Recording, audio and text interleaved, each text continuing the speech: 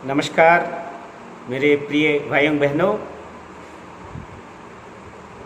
जून 2020 का जो seminar topic है, उसका जो दूसरा टॉपिक है वो है कि माइक्रोबाइटम का जो प्रभाव हमारे माइक्रोसाइकिक एंड मैक्रोसाइकिक जो कॉर्पोरल स्ट्रक्चर पर किस तरह से है।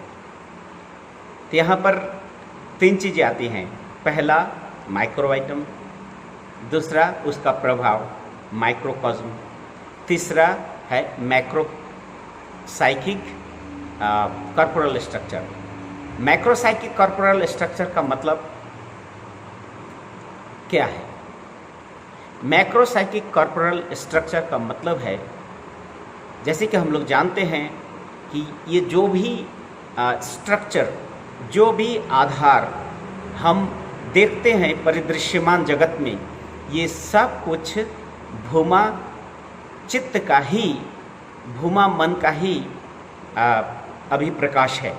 भूमा मन में ही इसका है। इसीलिए ये जो पांच तत्व है, चित्त जल पावक गगन समीरा, ये भूमा चित्त के अंदर में है। और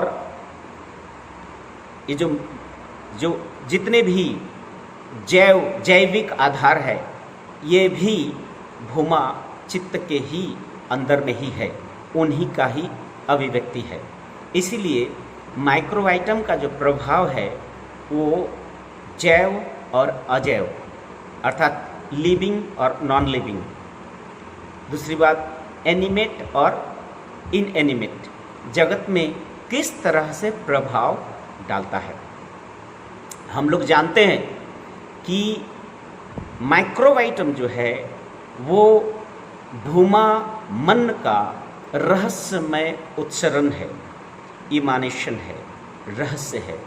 रहस्य इसलिए है क्योंकि इसको हम जान नहीं पाते हैं। जो चीज़ इंसान अपनी बुद्धि के बल पे जान नहीं पाते हैं, उसको या तो एब्स्ट्रैक्ट बोलते हैं, भाववाद बोलते हैं, या तो कह देते हैं कि रहस्य है। ये इंसान का या बुद्धि का लिमिटेशन कह सकते हैं, या तो अत्यधिक बुद्धि के कारण भी एब्स्ट्रैक्ट या रहस्यमय इस तरह कह के इंसान अपने आप को संतुष्ट कर लेते हैं, क्योंकि उसके बाहर का चीज़ ये नहीं है। लेकिन बाबा आनंद मूर्ति जी ने इस रहस्य को उजागर किए हैं। इस रहस्य को किस तरह से उजागर किए हैं? उन्होंने कहा कि माइक्रोबाइटम भूमा मन का रहस्यमय उच्चरण अवश्य ही है, लेकिन ये माइक्रोबाइटम तीन तरह के हैं, ये बाबा बताए हैं। कुछ ऐसे माइक्रोबाइटम हैं जो कि आपके सूक्ष्मदर्शी, उच्च उन्नत जो सूक्ष्मदर्शी है, उसके माध्यम से हम देख सकते हैं। दूसरा, मनुष्य के मन के या इंद्रिय अनुभूति के अंदर में आता है, उच्चतर इंद्रिय अनुभूति के अंदर में आता है, जिसको हम परसेप्शन कहते हैं। सूक्ष्मदर्शी और उच्च इंद्रिय अनुभूति के अंदर में जो आते हैं वो है जिसको हम परसेप्शन कहते हैं। और जो परसेप्शन में नहीं आता है उसको हम कहते हैं, वो है मन के अधिक्षेत्र में धारणा क्षमता के द्वारा समझ लेना, उसको बोलते हैं कंसेप्शन। धारणा, उच्च मानसिक जो धारणा क्षमता के द्वारा ही उसको समझा जा सकता है। तीसरा है जो न मन के परिधि में आता है, न इंद्रियों के अनुभूति के अंदर में आता है। ये आता है हमारे, कह सकते हैं कि भाव तरंगों के द्वारा इसको हम समझ सकते हैं। अब इस माइक्रोबाइटम को तीन गुणगत दृष्टि से तीन तरह से बांटा गया है। जनरली ये दो ही है, पॉजिटिव एंड नेगेटिव। बट एक न्यूट्रल भी है जिसका कोई विशेष रोल नहीं है, इसलिए उस पर उसका ज़्यादा हम लोग चर्चा नहीं करेंगे। हम लोग ज़्यादा जो चर्चा करेंगे है पॉजिटिव एंड नेगेटिव। माइक्रोबाइटम इस विश्व ब्रह्मांड के किसी भी कोने में मूव कर सकता है, हर कण में, हर एटम्स में, हर मॉलिक्यूल्स में, कॉर्पोरल स्ट्रक्चर हो, नॉन कॉर्पोरल स्ट्रक्चर हो, हर स्ट्रक्चर में इसका इन्फ्लुएंस है। और ग्रह, नक्षत्र, निहारिका, कॉमेट्स, मेटियोर, नेबुला, किसी भी क्षेत्र में अबाध गति से ये मूवमेंट कर सकता है, क्योंकि इसका जो मूवमेंट है वो तन्मात्रिक है। तन्मात्रा के माध्यम से, इन्फ्लुएंसेस के माध्यम से ये मूव कर सकता है। और कह सकते हैं कि ये माइक्रोबाइटम जो है, ये जितने भी इन्फ्लुएंसेस है, कोई भी इन्फ्लुएंस उसको रोक नहीं सकता। वो रूप हो, रस हो, शब्द हो, गंध हो, वो स्वाद हो, कोई भी स्ट्रक्चर उसके मूवमेंट को नहीं रोक सकता। ये मूव करता है और इसका प्रभाव वो डाल सकता है।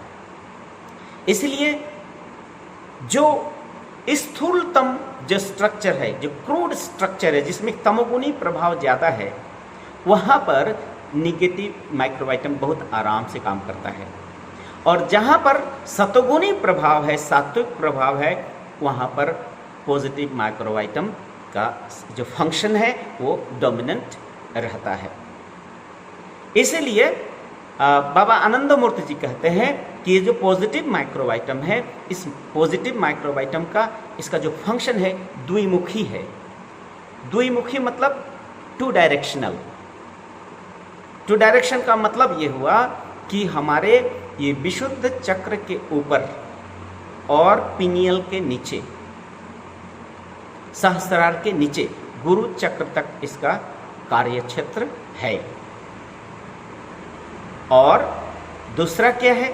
दूसरा है कि विशुद्ध चक्र से नीचे, अर्थात मानवीय जितने आधार है, मानवीय स्ट्रक्चर है, अर्थात मानवीय जहाँ अभिव्यक्तियाँ हैं, विभिन्न चक्रों, मंडल, ग्रंथियाँ, ग्रंथिरस को किस तरह से ये यहाँ से नीचे मूलाधार तक भी ये प्रभावित रहता है। किंतु इसका जो डोमिनेंसी है, डोमिनेंस जो है, इसका प्रोमिनेंसी है, वो अनाहत चक्र से ऊपर ज़्यादा होता है। कह सकते हैं कि पॉजिटिव माइक्रोबाइटम का क्षेत्र अनाहत चक्र से ऊपर चलता है। अर्थात ये जो sidereal plexus, solar plexus, lunar plexus और लास्ट में जो गुरु चक्र है, गुरु चक्र कह सकते हैं पिट्यूटरी का जो है एक्सटेरियर पोर्शन, आउटर पोर्शन, और पीनियल का स्टार्टिंग पार्ट, स्टार्टिंग पॉइंट, प्रारंभ बिंदु तक ही पॉजिटिव माइक्रोबाइटम का फंक्शन है। इससे ऊपर वो आगे काम नहीं कर सकता है। अब आते हैं कि ये जो पॉजिटिव माइक्रोबाइटम है किस तरह, और निगेटिव माइक्रोबाइटम का कहाँ काम कर रहा है, वो हमारे मणिपुर चक्र तक। अब मणिपुर चक्र से यहाँ तक ऊपर तक इसका कार्य क्षेत्र है, लेकिन जनरली मणिपुर और मणिपुर से नीचे ही इसका ज़्यादा इफेक्ट है। तमोगुण प्रधान जो चक्र है, मणिपुर, स्वादिष्ठान एंड मूलाधार पे इसका इफेक्ट ज़्यादा है, प्रोमिनेंट है, डोमिनेंट है। बट हमारा सोलर प्लेक्सस और इसके ऊपर में इसका डायरेक्ट कोई प्रभाव नहीं है, इनडायरेक्ट प्रभाव है। जैसे एक उदाहरण है, आप देखेंगे एक फल लीजिए, एक फल अगर वो सड़ता है, मैंगो का सीजन है, आम वो सड़ता है, एक साथ पूरा आम नहीं सड़ता है, वो धीरे धीरे धीरे धीरे वो सड़ना ऐसे तरंगे ऐसे ऐसे धीरे धीरे धीरे धीरे फैलती है, धीरे धीरे धीरे धीरे फैलती है। कोई भी चीज़ धीरे धीरे सड़न, ये सड़न क्या हुआ, ये तमोगुणी प्रधान निगेटिव माइक्रोबाइटम प्रभाव के कारण ये धीरे धीरे ये सड़न हो रहा है। अच्छा, तो ये डायरेक्ट पूरे फल को ग्रास नहीं कर रहा है, धीरे धीरे इस तरह फैल रहा है। तो जो पोर्शन ठीक है वो सत्वगुण है, और जो पोर्शन सड़ रहा है ये तमोगुण या निगेटिव माइक्रोबाइटम है। और एक पोर्शन ये आएगा कि न वो पूर्ण रूप से सत्वगुणी है, न ही पूर्ण रूप से तमोगुणी है, अर्थात वो जो सिल्वर लाइनिंग है, अर्थात अप्रत्यक्ष रूप में वो आपके पॉजिटिव पार्ट को भी प्रभावित कर रहा है, इनडायरेक्ट रूप में प्रभावित करता है। इसीलिए निगेटिव माइक्रोबायोटाम जो प्रभाव जो है हमारे मन पे इनडायरेक्ट है, डायरेक्ट नहीं है, विचारों को इनडायरेक्ट रूप में प्रभावित करता है। लेकिन positive microvitum can affect anywhere or any portion of our body. अब आइए धीरे धीरे हम एक एक क्वेश्चन को आगे बढ़ते हैं। जैसे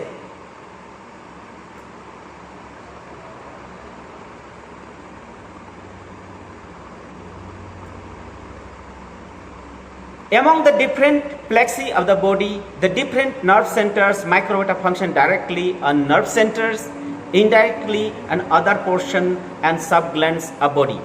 They greatly influence the solar plexus, sidereal plexus. In the solar plexus, they influence the vocal. हाँ, ये जो सोलर प्लेक्सस है, सोलर प्लेक्सस का ऊपर ये सोलर प्लेक्सस ये है, यहाँ पर क्या है हमारा, इसके ऊपर में क्या है, इसके ऊपर हमारे वोकल कॉर्ड है, हमारी दृष्टि है और हमारा ऑरिकुलर है, अर्थात हमारा कान है, हमारा आँख है, इसका भी प्रभाव, इस पर भी प्रभाव पड़ सकता है।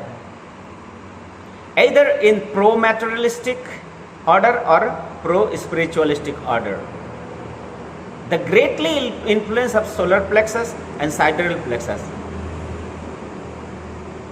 है, इसका प्रभाव है। Okay, but above the igneous plexus the negative microbiome cannot function. ये काम डायरेक्टली नहीं कर सकता। That is above the igneous plexus the role of positive microbiota is prominent and the role of negative microbiota is insignificant, far less than that of positive microbiota. Similarly, in igneous structure and below the influence of negative microbiota is prominent and that positive microbiota is insignificant. ये अग्नि चक्र में positive माइक्रोबायोटम का जो function है वो insignificant है, dominant है negative microvitum. Regarding the igneous plexus और other plexi, human being should well equipped with spiritual strength to resist the influence of negative microvita. ये जो हमारे अग्नि चक्र है या हमारा स्वादिष्टान चक्र है, ये सब को नेगेटिव माइक्रोबायोटम के प्रभाव से दूर करने के लिए हमको पॉजिटिव माइक्रोबायोटा अर्थात आध्यात्मिक क्षेत्र में आध्यात्मिक तरंगों से उसको प्रभावित करना होगा। We have to be equipped, हमें लैस होना होगा आध्यात्मिक शक्तियों से, तभी हम निम्नस्थ जितने भी चक्रों हैं, चक्रों के वृत्तियां हैं, इस पर हम पॉजिटिव इफेक्ट डाल सकते हैं। In the sidereal plexus, if positive microbiota are allowed to function properly, accelerated by spiritualistic mobility or stamina, people become sanguine in each and every activity of welfare and service. बाबा कह रहे हैं कि ये जो साइडरेल plexus है, साइडरेल plexus में अगर हम आध्यात्मिक तरंगों को पैदा करेंगे तो यहाँ पर जो वृत्तियाँ हैं, ये इस वृत्तियों में एक पॉजिटिव अभिव्यक्ति आएंगी। वो पॉजिटिव वृत्ति क्या है कि वो कल्याणकारी होगा और जनहित में उसका उपयोग होगा। वो किस तरह से, जैसे हमारे अनाहत चक्र में एक वृत्ति है जिस वृत्ति का नाम है आशा। आशा वृत्ति को अगर पॉजिटिवली अपवर्ड मूवमेंट कराते हैं तो ये नई आशाएं, नई किरण और मनुष्य को नई प्रेरणा देकर आगे बढ़ाएगा, व्यक्ति को और समष्टि को। लेकिन ये आशा वृत्ति अगर किसी तरह से नेगेटिव माइक्रोबायोटम के द्वारा प्रभावित हो जाता है, वहाँ पर मनुष्य में हताशा और निराशा आ सकती है। ठीक उसी प्रकार यहाँ पर एक वृत्ति है विवेक। विवेक का मतलब ये होता है राइट एंड रॉन्ग का जजमेंट करना, सही और गलत में जज करके, डिस्क्रिमिनेट करके सही को ग्रहण करना, यही है विवेक। आशा, चिंता, चेष्टा, अर्थात विवेक, वितर्क, विवेक, जागृत विवेक, अर्थात जिसमें ये अनाहत चक्र उन्नत हो, आध्यात्मिक शक्ति से लैस हो, तो यही विवेक मनुष्य को नित्य अनित्य को जागृत करता है। नित्य अनित्य में भेद वो समझ सकता है, खंड अखंड में भेद वो समझ सकता है, क्या शाश्वत है क्या नश्वर है, इसमें भेदभाव समझ सकता है। इस दुनिया में कौन सा रेशनल है, कौन इरेशनल है, इस भाव को विवेक के माध्यम से हम समझ सकते हैं। कौन लॉजिकल है, कौन कल्याणकारी है, कौन अकल्याणकारी है, ये भावना हम विवेक के माध्यम से ही जागृत समझ सकते हैं। ठीक उसी तरह से अगर विवेक जागृत नहीं कर पाए, तामसिकता वहां घिर जाती है, स्टैग्नेंसी आ जाती है, अर्थात विवेक का नाश हो जाता है। विवेक अगर the conscience will die a immature death, premature death, अगर विवेक का नाश हो जाता है, वहीं पर अविवेकी शक्ति जागृत हो जाता है निगेटिव माइक्रोबाइटम के प्रभाव से। और अविवेकी शक्ति जागृत होने से मनुष्य में निहिलिज्म, ध्वंस, ये आते हैं। ध्वंसात्मक वृत्ति, मनुष्य संपूर्णतः जड़ भोग के तरह दौड़ना शुरू कर देगा। जीवन के जो परम लक्ष्य है उससे भूल जाएगा और जड़ भोग की ओर, जो चीज नहीं चाहिए उसी के पीछे दौड़ेगा।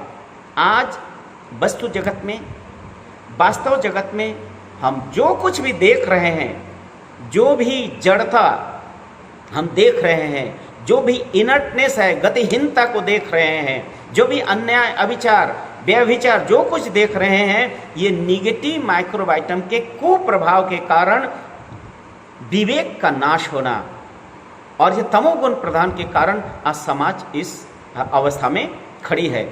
आज जो कोरोना काल में हम लोग जो कुछ देख रहे हैं, ये निगेटिव माइक्रोबाइटा का ही ये कुप्रभाव। कोरोना इटसेल्फ इज निगेटिव माइक्रोबाइटम, जिस हजारों लाखों लोगों का जान ले रहा है, हर दिन ले रहा है। ठीक उसी तरह से हमारे मन में चेष्टा वृत्ति है। चेष्टा मतलब कोशिश, अच्छा कुछ अच्छा करने की मनोभावना, कुछ अच्छा कर जाने की, कुछ अच्छा क्रिएट करने की भावना, ये चेष्टा वृत्ति में रहती है। लेकिन यही चेष्टा अगर ऊर्ध्वमुखी अर्थात सोलर और लूनर प्लेक्सस के तरफ सूक्ष्मता की अगर नहीं बढ़ाते हैं, अगर पॉजिटिवली उसको रिचार्ज नहीं करते पॉजिटिव माइक्रोबाइटम के द्वारा, वो निगेटिव हो जाएगा, निश्चित हो जाएगा, निश्चेष्ट हो जाएगा, मनुष्य वहीं पर स्थिरता आ जाएगी। इस तरह से हमारे मन में आशा, चिंता, चेष्टा, विवेक, वितर्क, अनुताप, रिपेंटेंस, अनुतापिक वृत्ति है, ये अनाहत चक्र में है।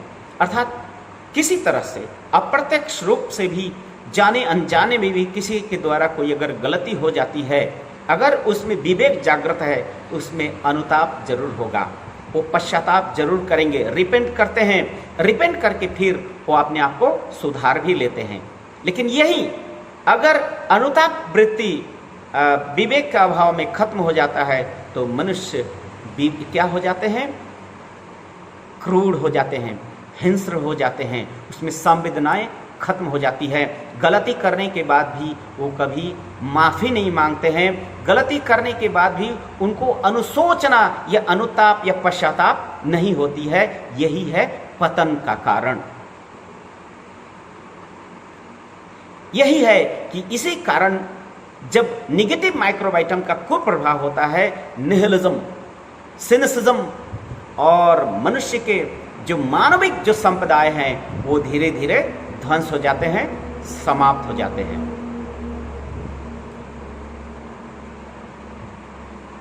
एक और एक वृत्ति है, ये यही अनाहत चक्र में जो है मोह वृत्ति। मोह वृत्ति भी मनुष्य पॉजिटिव माइक्रोबाइटम अगर प्रभावित है, ये साइडल प्रभावित है, ये मोह मनुष्य को क्या करेगा?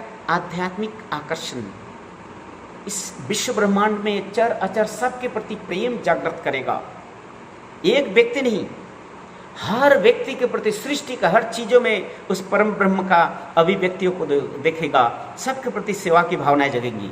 वही अगर निगेटिव माइक्रोबाइटम का प्रभाव हो गया मोह वृत्ति पर, वही इंसान की जड़ भोग की तरफ ले जाएगा, लालसा कामना की ओर ले जाएगा, स्वार्थ की ओर ले जाएगा, वस्तु के प्रति आकर्षण, मैटरलिज्म, मैटरलिस्टिक हो जाएगा इंसान, मैटर के प्रति, वस्तु के प्रति, धन संपत्ति के प्रति इतना मोह हो जाएगा कि वो अतल तल में वो डूब जाएंगे, रसातल में डूब जाएंगे। इसलिए मनुष्य के ये जो साइडरल प्लेक्सस है, इस साइडरल प्लेक्सस को किसी भी तरह से निगेटिव माइक्रोबाइटम के कुप्रभाव से बचाना ही पड़ेगा, नहीं तो मनुष्य लालची होंगे, मनुष्य भोगी होंगे, जड़ होंगे, क्रूर होंगे, दूसरे के प्रति, जो दूसरे की भावनाओं को जो समझने की जो सामर्थ्य है वो मनुष्य में खत्म हो जाएगी। अब आइए igneous plexus. Influence of negative microbiota is more than that of positive microbiota. Result is static. यहाँ पर तमोगुनी प्रभाव है। Physico-panoramic maximitis of negative microbiota. ये एक शब्द है, बहुत ही इंपॉर्टेंट है। Physico-panoramic maximitis. Physico-panoramic maximitis क्या है? भौतिक तारंगिक अधिकता, मिनिमाइटिस अर्थात जड़ता, भौतिक तारंगिक, मिनिमाइटिस का मतलब है जड़ता, जड़ता की ओर ले जाना, ये निगेटिव माइक्रोबाइटम का कुप्रभाव है। But if there is spiritual practice and it is directed to spiritual longings, the reverse may be the case. इसका उल्टा इसका प्रभाव होगा। That is this static physical panoramic minimitis may be transmuted into sentient psychopanoramic maximitis of positive microbiota. ये जो physico-panoramic जो मिनिमाइटिस है, माने जड़ता को ट्रांसम्यूट कर सकते हैं आध्यात्मिकता के द्वारा, अर्थात पॉजिटिव तरंगों के द्वारा पॉजिटिव माइक्रोबाइटम की सृष्टि करके। इसी को कहते हैं साइकोपैनोरमिक मैक्सिमाइटिस, अर्थात मनोजागतिक जो चरम उन्नति तक हम पहुंचा सकते हैं। इसीलिए हमेशा निगेटिव माइक्रोबाइटम के कुप्रभाव से हमें दूर रहना ही पड़ेगा। Similarly in the pneumatic plexus Anahata chakra also inertia regarding worldly affairs is converted into inertia regarding something bad, something worsening. जड़ता जो है इंसान को नाश कर देता है, गति को ही धूमिल कर देता है, स्तब्ध कर देता है। I said that the influence of positive microbiota on the human body creates sentient propensities, अर्थात हमारे शरीर पे जो प्रभाव होता है पॉजिटिव माइक्रोबाइटम का, वो सात्विक प्रभाव होता है। But I did not say anything regarding the mutative faculties or mutative propensities, because the mutative factor is not at all an attribute or wont or qualification, it is just a transitory phase of moving sentient to static or static to sentient. Baba यह बताते हैं कि सात्विक जिस तरह से positive भावनाओं को जागृत करता है, निगेटिव इस तरह से निगेटिव ऋणात्मक भावनाओं को जागृत करता है। लेकिन यहाँ रजोगुण का क्या प्रभाव है? रजोगुण को यहाँ बाबा बताते ट्रांजिटरी है, ये कोई परमानेंट कुछ नहीं है। एक फोर्स है रजोगुण जो स्टैटिक से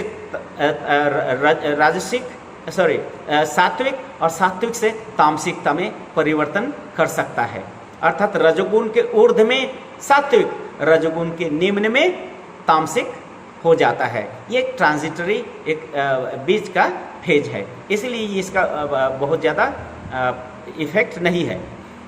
the igneous plexus that maintains the balance of the physical structure, ये जो हमारा अग्नि चक्र है, अर्थात इग्नियस प्लेक्सस है, जो मंडल है, ये हमारे आधार को मेंटेन करता है, हमारे भौतिक आधार को मेंटेन करता है। Also the symmetry of the psychophysical and psycho spiritual order, और यही मनुष्य के मानस आध्यात्मिक और मानस भौतिक दोनों जगत को संतुलित करता है।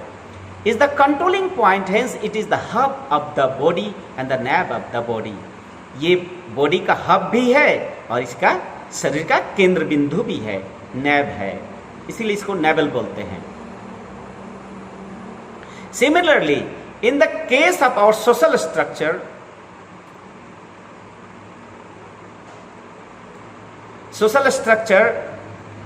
a case with the microcosmic order, the same is the case with the macropsychic order also, and the collective body as result of the influence of positive microvita and the negative microvita। तो बाबा यह कहते हैं कि जो मनुष्य के जो सामाजिक स्ट्रक्चर है, इस सामाजिक स्ट्रक्चर में भी पॉजिटिव माइक्रोवाइटा मनुष्य को उत्थान कराता है और निगेटिव माइक्रोवाइटा मनुष्य को डिग्रेड कराता है, समाज को पतित या पतन के कगार पे ले जाता है। आज हम सब लोग उस चीज़ को अनुभव करते हैं कि समाज के व्यक्ति के चरित्र और सामाजिक जीवन में जो चरित्र है कितना गिर चुका है। ये बोलने का चीज़ नहीं है, हर लोग इसको अनुभव कर सकते हैं, इसके ऊपर उठना चाहते हैं। I hope that you will not allow any degradation to take place in the human order, in the human system. मेरा पूर्ण विश्वास है कि तुम लोग इस पतन को स्वीकार नहीं करोगे, and so you should encourage others on the path of righteous and spiritually, so that negative microvita will not get any scope to function on micropsychic corporal structure or macropsychic corporal structure. Baba ने बताया, inspire everyone to build their character in such a way that no one get chance to think that their life has become spoiled। सभी व्यक्ति को inspire करो, प्रेरित करो कि अपने जीवन को बढ़िया से समुचित उसका उपयोग करें, उसका व्यवहार करें, और जीवन के अंतिम क्षण में उसको ये न समझने लगे कि उनकी जीवन व्यर्थ हो गई है, वो व्यर्थ हो गया, उसका व्यर्थ हो गया जीवन, ये सोचने का मौका नहीं देना है। इसीलिए सबको स्पिरिचुअल पाथ में इंस्पायर करना है। यहाँ पर और एक बातें आती हैं, जैसे स्वाधिष्ठान चक्र में कुछ वृत्तियाँ हैं, कुछ वृत्तियाँ मूलाधार चक्र में हैं। इस जो स्वाधिष्ठान चक्र और मूलाधार चक्र के जो 4 वृत्तियाँ हैं, जैसे धर्म, अर्थ, काम, मोक्ष। अगर धर्म वृत्ति को अगर हम जागृत नहीं करेंगे, धर्म साधना नहीं करेंगे, तो लोग अधार्मिक हो जाएंगे, अर्थात प्रकृति के खिलाफ चलना शुरू कर देगा, प्रकृति के बनाए हुए सिस्टम को उजाड़ देगा, खत्म कर देगा। अर्थ मतलब मीन्स चाहत, वो चाहत अगर भौतिक वस्तुओं के प्रति हो गया वो अर्थ है। वही जब सूक्ष्मतर स्तर, अति जागतिक स्तर की ओर आदमी बढ़ने लगे, अमृत तत्व की ओर बढ़ने लगे, वही परमार्थ हो जाता है। ये परमार्थिक जो प्रभाव तभी होगा जब वहाँ पर पॉजिटिव माइक्रोबाइटम के द्वारा हम चार्ज करेंगे। काम एक शक्ति है। वही काम जब वासना की ओर जाता है, आदमी को ऋणात्मक दृष्टि देके ध्वंस कर देता है। वही काम शक्ति को साइको स्पिरिचुअल के तरफ डायरेक्शन दे देते हैं, वही मनुष्य को उत्थान करता है। और मोक्ष वृत्ति, मोक्ष है जीवन का लक्ष्य। अगर मोक्ष जीवन को लक्ष्य नहीं बनाते हैं तो जड़ भोग जीवन का लक्ष्य बन जाएगा। इसलिए जड़ भोग जीवन को लक्ष्य नहीं बना के मनुष्य को सूक्ष्मतर जो परमात्मिक अनुभूति है वहीं पर मनुष्य को ले जाना होता है। इसीलिए कहा जाता है कि मनुष्य को ये जो मूलाधार चक्र को भी आध्यात्मिक साधना के द्वारा इतना रिचार्ज कर दो पॉजिटिवली कि ये जो निगेटिव इसके वृत्तियों का जो मूवमेंट नहीं हो सके। ठीक स्वादिष्ठान चक्र में भी 6 वृत्तियां हैं। अवज्ञा, मूर्छा, प्रश्रय, अविश्वास, सर्वनाश, क्रूरता। जैसे अवज्ञा का मतलब इग्नोर करना, हर चीज़ को इग्नोर करना। लेकिन इसी इग्नोर वृत्ति को पॉजिटिवली अगर चार्ज करते हैं तो ये इग्नोरेंस खत्म हो जाएगी। किस चीज़ को वो इग्नोर नहीं कर सकता, निगलेक्ट नहीं कर सकता, हर चीज़ को वो समान रूप में उसको मर्यादा देने का संभावना उसमें आ जाएगा। इसलिए अवज्ञा, मूर्छा एक अवस्था है जिस अवस्था में सही गलत का बोध इंसान को नहीं होता है। और वही मूर्छा अगर पॉजिटिवली चार्ज करे तो इंसान को सही गलत का बोध अनुभव कराएगा। अवज्ञा, मूर्छा, अविश्वास अर्थात ये एक ऐसे वृत्ति है जो किसी पर भी विश्वास नहीं करेगा और खुद पर भी विश्वास नहीं करके एक जड़ अवस्था प्राप्त करेगा। लेकिन जब पॉजिटिवली चार्ज करते हैं यही विश्वास फिर अविश्वास फिर विश्वास में परिवर्तित हो जाएगा। सर्वनाश अर्थात यही सर्वनाशा वृत्ति जब मनुष्य में डोमिनेंट होता है तो इंसान को सूद बूद कुछ नहीं होता है, वो हमेशा ध्वंसात्मक कार्यों में लगा रहता है। फिर आध्यात्मिक साधना के द्वारा अगर हम रिचार्ज करते हैं, चक्रों को नियंत्रण में ला देते हैं, यही सर्वनाशा वृत्ति मनुष्य का उन्नति का पथ दे सकता है। क्रूरता, क्रूर अर्थात हिंसक प्रवृत्ता, जड़ता जहाँ डोमिनेंट है वहीं पर आध्यात्मिक रिचार्ज क्रूरता को सूक्ष्मता में कन्वर्ट किया जा सकता है। इसलिए वृत्तियाँ हैं, ग्रंथियाँ हैं, ग्रंथिरस है, इस पर स्पिरिचुअल अभ्यास के द्वारा, सात्विक आहार के द्वारा, सात्विक चिंतन के द्वारा, आध्यात्मिक अनुशीलन के द्वारा, अच्छे किताबों का अनुशीलन के द्वारा, सत्संग के द्वारा हमारे मन बुद्धि सब को हमेशा पॉजिटिवली ही रिचार्ज करना होगा, तभी समाज को हम ध्वंस से बचा सकते हैं। If you want to encourage positive microvitum, if you want to encourage spirituality, you must fight dogma. हाँ, बाबा कहते हैं निगेटिव माइक्रोबाइटम का कुप्रभाव है डॉगमा। डॉगमा का मतलब होता है अंधविश्वास, कुसंस्कार, भाव, जड़ता। बौद्धिक क्षेत्र में जो जड़ता आ जाती है, जब इंसान सही गलत समझ नहीं पाता है, उसी को बोलते हैं भाव जगत में जड़ता आ जाना। अर्थात इस भाव जागतिक जड़ता को खत्म करके बौद्धिक जगत को अंधविश्वास कुसंस्कार से मुक्ति देने के लिए लिबरेट करके ही मानव जगत को कल्याण के पथ पे ले जा सकते हैं। जब तक भाव जड़ता, डॉगमा, अंधविश्वास, कुसंस्कार समाज में है, तब तक इस समाज का कोई उत्थान नहीं हो सकता, कोई उठा नहीं सकता। इसीलिए हर इंसान को जो सचमुच में समाज का उत्थान चाहता है, कल्याण चाहता है, उसको आध्यात्मिक शक्ति के द्वारा, रेशनलिस्टिक व्यू के द्वारा, रेशनलिस्टिक स्टडी के द्वारा इस अंधविश्वास और कुसंस्कार भाव जड़ता के विरुद्ध में संग्राम करना होगा। जब तक भाव जड़ता मानसिक जगत में अपना घर बना के रहा, तब तक मनुष्य के व्यक्तिगत और सामाजिक उन्नति संभव नहीं है। इसीलिए ये करने के लिए हम सबको सामूहिक प्रयास करना होगा। सामूहिक प्रयास करके ही एक सुंदर सामाजिक स्ट्रक्चर बनाना होगा, पॉजिटिवली रिचार्ज करना होगा, संगच्छध्वम संगवदध्वम की भावना रखना होगा और हमेशा प्रभु का नाम, ईश्वर का स्मरण करके ही मन को पॉजिटिवली हम चार्ज कर सकते हैं। ये टॉपिक बाबा 31 दिसंबर 1988 आरयू आनंद नगर में दिए थे। तो ये है रहा आज का हमारा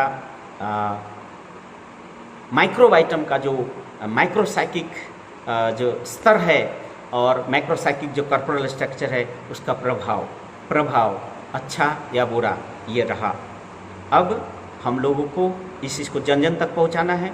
इसलिए मेरे वीडियो अगर आप लोग अच्छा लगा हो, प्लीज़ ज़्यादा से ज़्यादा इसको आप सब्सक्राइब करें, शेयर करें, जिससे कि ज़्यादा से ज़्यादा लोगों तक पहुंच सके। धन्यवाद, नमस्कार।